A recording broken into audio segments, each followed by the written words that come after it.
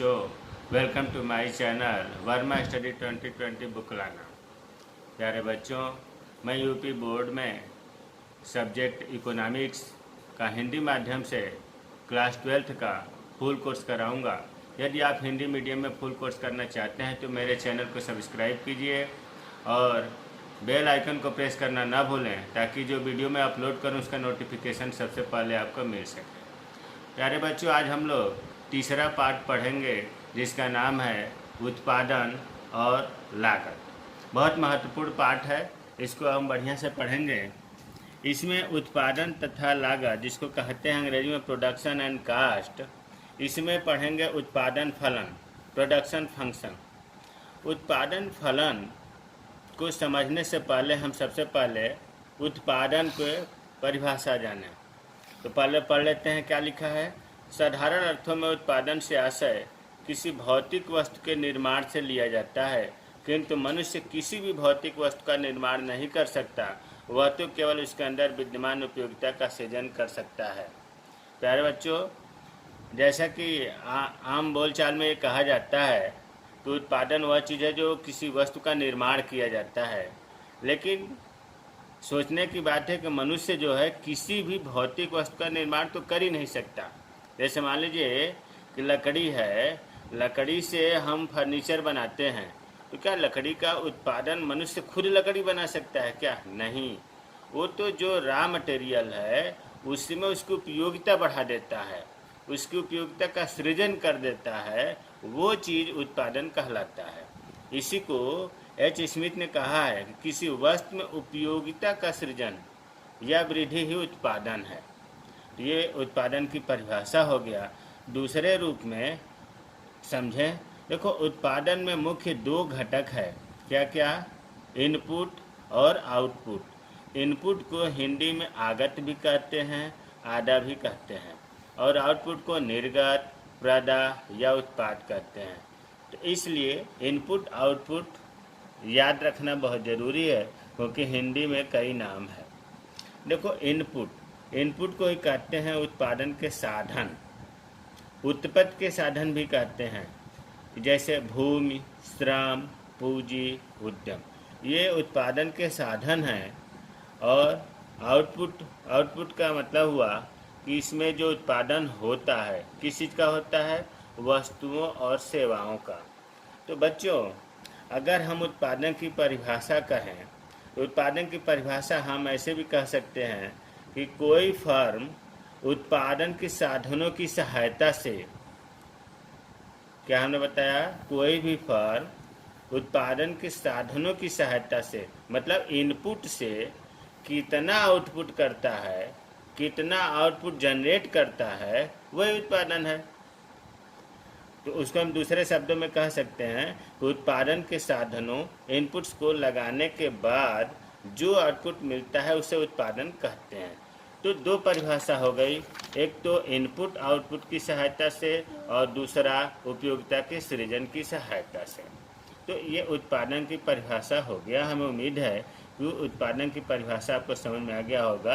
ये परिभाषा आसान है, इसे भी याद कर सकते हैं कि इनपुट को लगाने के बाद जो आउटपुट मिलता है वही उत्पादन कहलाता है। देखिए, इनपुट को हमेशा याद रखिए आगत, आउटपुट को निर्गत। अब आते हैं जो मेन हमारा टॉपिक है, उत्पादन फलन, प्रोडक्शन फंक्शन। प्यारे बच्चों, बहुत लोगों को उत्पादन फलन न पढ़ने आता है न पढ़ाने आता है, समझ में नहीं आता है। लेकिन आज देखिएगा, उत्पादन फलन अगर थोड़ा सा ध्यान दे करके यहाँ पढ़ें तो बिल्कुल आसानी से याद हो जाएगा। अब देखिए, पहले हम बाद में पढ़ेंगे, इसको समझो। देखो उत्पादन फलन क्या है।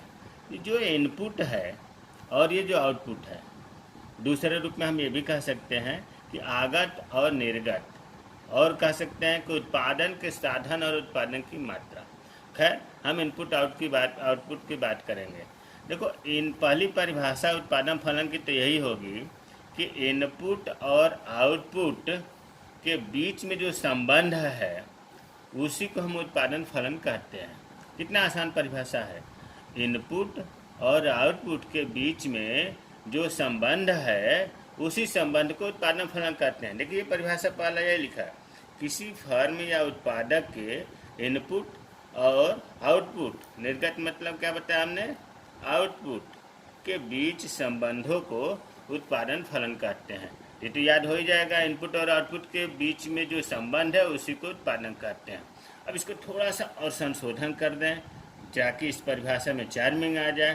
तो देखो, जो इनपुट है, उत्पादन के साधन, आप भूमि भी देख रहे हैं, श्रम भी देख रहे हैं, पूंजी भी देख रहे हैं, उद्यम भी देख रहे हैं, ऐसे जो उत्पादन भी मिलता है वो भी आपको दिखाई देता है। मतलब ये भौतिक चीज़ें हैं, भौतिक संबंध है इनमें। ऐसा नहीं है कि आपको कोई उत्पादन दिखाई नहीं दे रहा है या कोई उत्पादन का साधन नहीं दिखाई दे रहा है। तो इनमें जो संबंध है वो भौतिक संबंध है, फिजिकल है, जो हम देख सकते हैं, छू सकते हैं, महसूस कर सकते हैं। तो दूसरी परिभाषा इसी में थोड़ा सा संशोधन कर दे रहे हैं कि किसी फर्म के इनपुट और आउटपुट के बीच भौतिक संबंधों को, पहले हम भौतिक नहीं लगाए थे, भौतिक संबंधों को उत्पादन फलन कहते हैं। कितना आसान हो गया, इनपुट और आउटपुट के बीच के संबंध को उत्पादन फलन कहते हैं, इनपुट और आउटपुट के बीच में भौतिक संबंध को उत्पादन फलन कहते हैं। अच्छा, अब ये बताओ, इनपुट हम जितना लगाते हैं, उत्पादन के साधन लगाते हैं, निश्चित रूप से जब उत्पादन के साधन बढ़ाएंगे तो उत्पादन की मात्रा बढ़ेगी। लेकिन क्या ये जितना लगाएंगे, जिस अनुपात में लगाएंगे, क्या उसी अनुपात में ये बढ़ेगा? दूसरे रूप में हम कह सकते हैं कि इनपुट क्या हम जिस परसेंट के हिसाब से लगाते हैं उसी परसेंट से उत्पादन की मात्रा बढ़ती है, या इनपुट में जितना परसेंट कमी करते हैं क्या उत्पादन में उतनी परसेंट कमी होती है? ऐसा ज़रूरी नहीं है। अच्छा, ये इनका जो संबंध है, अगर हम इसमें तकनीक का प्रयोग करें, आखिर में ऐसा क्यों होता है? तकनीकी ज्ञान होना चाहिए, टेक्नोलॉजी का उपयोग करें और ज्ञान रहे ना। तकनीकी ज्ञान और प्रबंध योग्यता, दो बातें इसमें। जिस फर्म के पास टेक्नोलॉजी का पूरा ज्ञान हो, उसको मैनेजमेंट करने की क्षमता ज़्यादा हो, वो उत्पादन के साधनों को अच्छी तरह से प्रयोग करेगा और उत्पादन अधिक से अधिक करेगा। तो जो तीसरी परिभाषा उत्पादन फलन की है, पूरे परिभाषा में इसको जोड़ना है कि दी हुई तकनीक, देखो लिखा है, दी हुई तकनीकी ज्ञान और प्रबंध योग्यता की सहायता से, बाकी ऊपर की परिभाषा जोड़ दीजिए, किसी फर्म के आगतों और निर्गतों के बीच भौतिक संबंधों को उत्पादन फलन कहते हैं। तो ये तीन परिभाषा हमने बताया, इन तीनों को एक आप याद कर लीजिए, तीनों अपने आप हो जाएगा। तीसरा परिभाषा सबसे बढ़िया है, पूरी बात इसमें आ जाती है, लेकिन अगर आप पहला दूसरा भी लिखेंगे वो भी सही है। तो तीसरा हमने क्या बताया कि दी हुई तकनीक ज्ञान और प्रबंध योग्यता की सहायता से। अगर ये चीज़ नहीं याद होता तो कितना ही याद करिए कि दी हुई तकनीकी की सहायता से आगत और निर्गत के बीच में जो भौतिक संबंध होता है उसे हम उत्पादन फलन कहते हैं। तो बच्चों, उत्पादन फलन निश्चित रूप से समझ में आ गया होगा। इसको एक सूत्र के अनुसार व्यक्त करते हैं। सूत्र के अनुसार व्यक्त करने का सूत्र है P बराबर FABC ... देखो, कई किताबों में capital A, capital B, C, capital N सब लिखा होता है, उससे कोई अंतर नहीं आता है। इनकी व्याख्या, इनके बारे में जो लिखा जाए वो सही होना चाहिए। P का मतलब होता है उत्पादन फलन। इसका मतलब किसी वस्तु, मान लो कोई वस्तु X है, उसकी कुल उत्पादित मात्रा P बराबर, F बराबर फंक्शन फलन, और ये भी C, N जो है ये उत्पादन के साधन हैं जो प्रति इकाई समय में प्रयोग किए जाते हैं। तो इसका सूत्र है उत्पादन फलन का। अब उत्पादन फलन के प्रकार, टाइप ऑफ प्रोडक्शन फंक्शन। ये उत्पादन फलन का प्रकार बहुत ही महत्वपूर्ण है। अल्पकालीन उत्पादन फलन, जिसको अंग्रेजी में कहते हैं शॉर्ट पीरियड प्रोडक्शन फंक्शन, और दूसरा दीर्घकालीन उत्पादन फलन, लॉन्ग पीरियड प्रोडक्शन फंक्शन। बच्चों, उत्पादन फलन को प्रकार जो है, इसको पढ़ने से पहले हम साधन पढ़ेंगे ताकि वो चीज़ें समझ में आ जाए। अभी हमने उत्पादन फलन का जो प्रकार 2 बताया है, उसको समझने के लिए साधन के बारे में पढ़ लेंगे फिर उन दोनों प्रकारों के बारे में पढ़ेंगे। तो साधन अभी आपने देखा कि उत्पादन के साधन, जिसको हम उत्पत्ति के साधन भी कहते हैं, जिन्हें इनपुट्स भी कहते हैं, जिन्हें आगत भी कहते हैं, आदा भी कहते हैं। तो साधन दो प्रकार के होते हैं, स्थिर साधन, परिवर्ती या परिवर्तनशील साधन। अगर परिवर्ती कहा जाए तब भी वही चीज़ है, परिवर्तनशील कहा जाए तब भी वही चीज़ है। तो साधन दो प्रकार के होते हैं, स्थिर साधन और परिवर्ती साधन। अब इनके बारे में, स्थिर साधन, देखो नाम से ही लग रहा है कि स्थिर साधन वे साधन होते हैं जिनकी पूर्ति अल्पकाल में नहीं बढ़ाई जा सकती, क्योंकि उनके निर्माण में बहुत समय लगता है। देखो स्थिर साधन बहुत ध्यान से समझना, अगर ये चीज़ क्लियर नहीं होगा तो उत्पादन लागत पाठ में अंत तक समस्या आती रहेगी। तो स्थिर साधन वे साधन है जिनकी पूर्ति अल्पकाल में, देखो काल दो प्रकार का होता है, अल्पकाल और दीर्घकाल। अल्पकाल का मतलब कि थोड़ा समय, नाम से ही लग रहा है, अल्प मीन्स थोड़ा, काल मीन्स अवधि, थोड़े अवधि के लिए। इतना अवधि कम होती है, समय कम होता है कि स्थिर साधन को फर्म नहीं बढ़ा सकता, पूर्ति नहीं कर सकता। जैसे उदाहरण के लिए बिल्डिंग, मशीनें, जमीन, ये स्थिर साधन हैं, इन्हें हम अल्पकाल में नहीं बढ़ा सकते, ये केवल दीर्घकाल में ही बढ़ाया जा सकता है। अल्पकाल में क्यों नहीं बढ़ा सकते? क्योंकि समय कम में मिलता है, और दीर्घकाल में इतना समय मिलता है कि फर्म जो है या उत्पादन करने वाला उत्पादक जो है इन स्थिर साधनों को बढ़ा सकता है। तो स्थिर साधन अब आपको समझ में आ गया होगा कि स्थिर साधन वे साधन होते हैं जिनकी पूर्ति अल्पकाल में नहीं बढ़ाई जा सकती है। क्यों नहीं बढ़ाई जा सकती? क्योंकि इनके निर्माण में बहुत ज़्यादा समय लगता है, जैसे भवन, मशीनें, भूमि। और सबसे बड़ी बात ये ध्यान रखना है कि अल्पकाल में तो नहीं बढ़ाई जा सकती, लेकिन स्थिर साधन दीर्घकाल में प्राप्त किया जा सकता है, पूर्ति बढ़ाई जा सकती है। दूसरा है परिवर्तनशील साधन। नाम से ही लग रहा है कि परिवर्तनशील साधन वे साधन होते हैं जिनकी पूर्ति अल्पकाल में आवश्यकतानुसार बढ़ाई जा सकती है, जैसे कच्चा माल, श्रम, ईंधन। देखो कच्चा माल, अगर अल्पकाल है, कम समय में फर्म को कच्चे माल की ज़रूरत पड़ी तो मंगा सकता है, क्योंकि थोड़ा कम मंगाए, ज़्यादा मंगाए। श्रमिक की ज़रूरत पड़ेगी, वो भी घटा बढ़ा सकता है, ईंधन की भी घटा बढ़ा सकता है। तो परिवर्तनशील साधन को अल्पकाल में जितनी ज़रूरत है बढ़ाया जा सकता है या घटाया जा सकता है। तो जो चीज़ अल्पकाल में शॉर्ट टर्म में प्राप्त किया जा सकता है, निश्चित रूप से उसे दीर्घकाल में भी प्राप्त किया जा सकता है।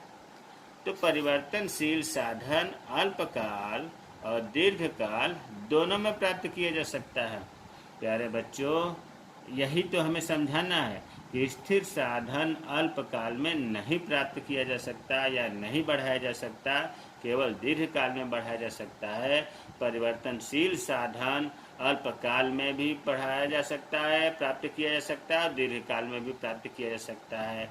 दूसरे रूप में हम ये भी कह सकते हैं कि परिवर्तनशील साधन जो है वह दीर्घकाल में दोनों परिवर्तित होते हैं। मतलब स्थिर साधन और परिवर्तित साधन दीर्घकाल में अंतर होता ही नहीं है, दोनों को प्राप्त किया जा सकता है।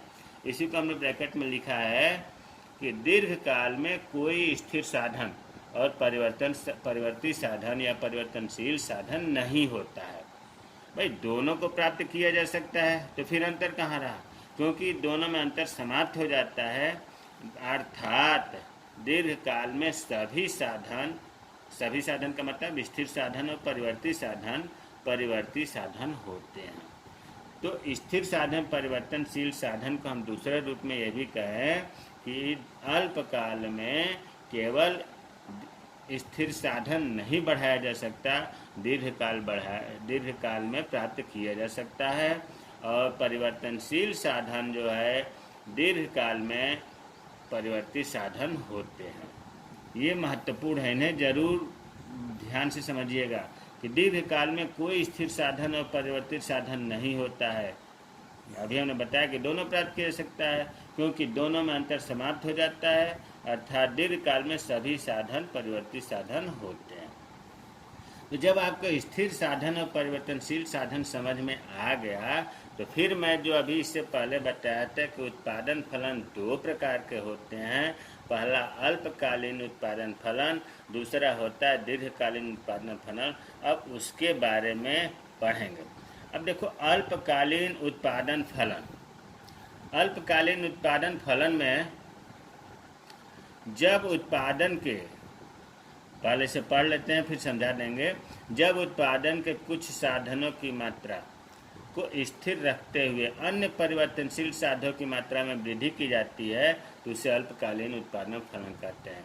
अभी हमने इससे पहले बताया था कि अल्पकालीन में स्थिर साधन स्थिर होते हैं, इनकी मात्रा को नहीं बढ़ा सकते। वही चीज़ इसमें लिखा है, कुछ साधनों को। अरे कुछ साधनों की जगह पर आप स्थिर साधन कहिए। मान लीजिए अल्पकालीन में स्थिर साधन स्थिर होते हैं, यह भी बताया। परिवर्तनशील साधनों की मात्रा में ही वृद्धि करके उत्पादन किया जाता है, इसी को कहते हैं अल्पकालीन उत्पादन फलन। बहुत महत्वपूर्ण है। एक बार फिर रिपीट कर दे रहा हूँ कि अल्पकालीन उत्पादन फलन में उत्पादन के स्थिर साधनों की मात्रा स्थिर होती है, अन्य परिवर्तनशील साधनों की मात्रा में वृद्धि करके जो उत्पादन करते हैं उसे ही तो अल्पकालीन उत्पादन फलन कहते हैं।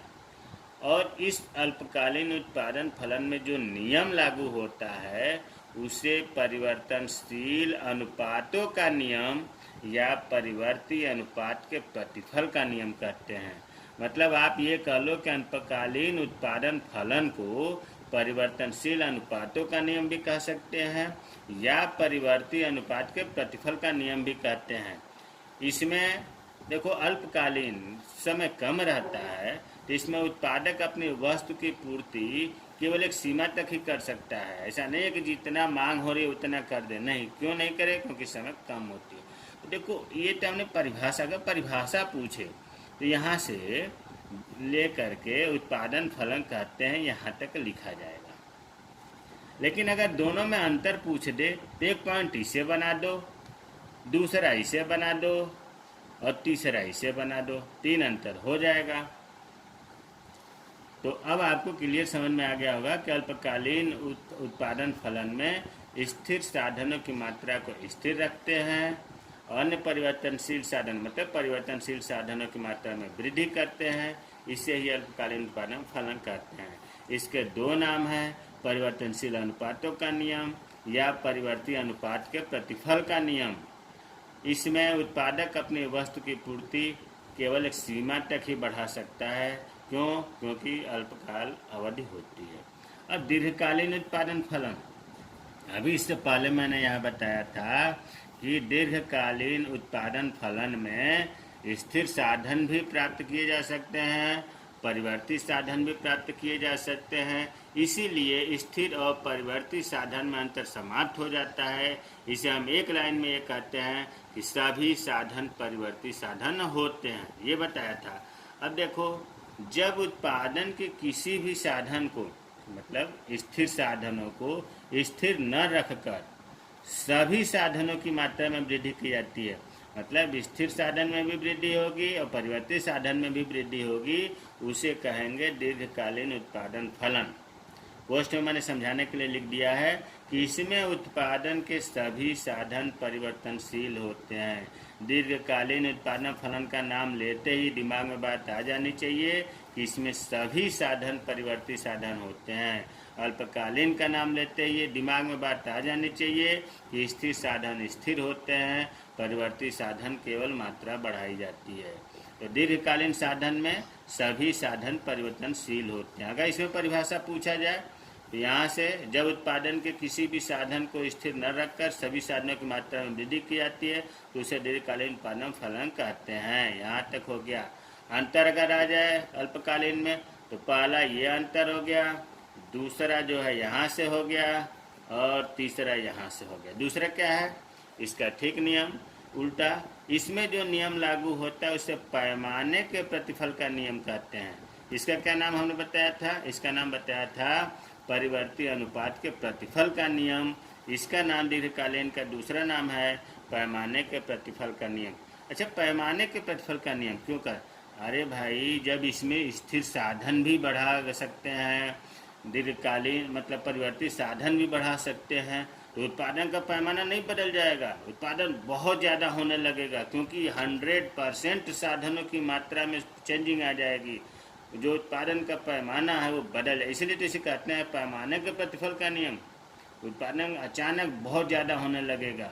इसमें क्या है, इसमें स्थिर साधन बढ़ा ही नहीं सकते, परिवर्तनशील साधन से कितना बढ़ेगा इसका, इसीलिए तो कहा गया है कि परिवर्ती अनुपात के प्रतिफल का नियम।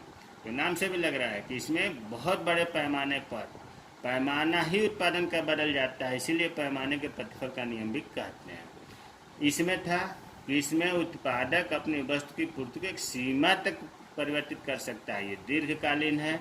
इसमें जितनी मांग होगी उत्पादक अपनी वस्तु को उतना समायोजित कर लेगा। इसमें उत्पादक अपनी वस्तु की पूर्ति मांग के अनुसार समायोजित कर सकता है। प्यारे बच्चों, इस पाठ में उत्पादन फलन किसे कहते हैं, अल्पकालीन उत्पादन फलन, दीर्घकालीन उत्पादन फलन में अंतर एकदम क्लियर रहना चाहिए। समय काल बार बार आ रहा है इसमें कि अल्पकाल दीर्घकाल। अभी हमने बताया अल्पकाल को, थोड़ा सा यहाँ लिख दिया मैंने कि अल्पकाल समय की ऐसी अवधि होती है जिसमें फर्म को स्थिर साधनों को बदलने के लिए समय कम होता है। मतलब ये थोड़े कितने समय, देखो एक्यूरेट तो किताब में मिलता नहीं है, लेकिन आप मान कर चलो कि 1 हफ्ता, 10 दिन, 1 महीना, 2 महीना, 6 महीने, 1 साल, 2 साल तक अल्पकाल होता है। ऐसा नहीं है कि बहुत लंबे समय तक। और दीर्घकाल 5 साल, 10 साल, 20 साल की अवधि होती है। तो अल्पकाल का मतलब हुआ कि ये इतना अवधि कम होती है कि फर्म को स्थिर साधनों को बदलने के लिए समय कम रहता है। दीर्घकाल ये इतनी ऐसी अवधि है कि इसमें फर्म आवश्यकता अनुसार उत्पादन के सभी साधन स्थिर हो या परिवर्ती हो आसानी से बदल सकते हैं।